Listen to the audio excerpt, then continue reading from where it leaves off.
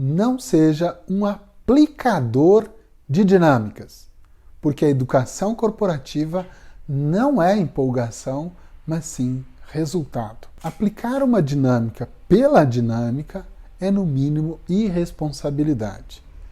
Não devemos aplicar uma atividade, seja ela uma dinâmica, um jogo, só porque gostamos dela, ou acreditar que essa dinâmica ou essa atividade se enquadra em qualquer contexto, pelo menos não dentro da educação corporativa. Afinal, quando alguém contrata um processo de educação corporativa, o propósito, o objetivo é gerar resultados e não apenas gerar empolgação na sua equipe. Mas como nós podemos proceder então?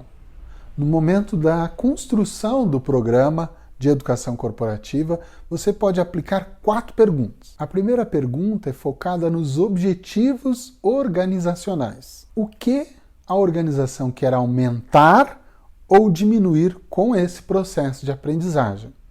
Então, por exemplo, ela pode querer aumentar o número de vendas, a receita, reduzir a rotatividade, reduzir as despesas. Então, o principal foco para a organização é esse resultado que ela quer gerar. Depois nós temos que analisar quais são os objetivos de aprendizagem que ajudam a atingir os objetivos organizacionais. E aí você pergunta o que os participantes farão melhor e diferente a partir do processo de aprendizagem. Somente agora, baseado nos objetivos de aprendizagem, é que eu vou escolher quais atividades que me ajudam a atingir esses objetivos. Depois que nós escolhemos as atividades, nós podemos focar em uma específica e perguntar como essa atividade pode contribuir para aumentar a performance dos participantes. Portanto, não seja um aplicador de dinâmicas.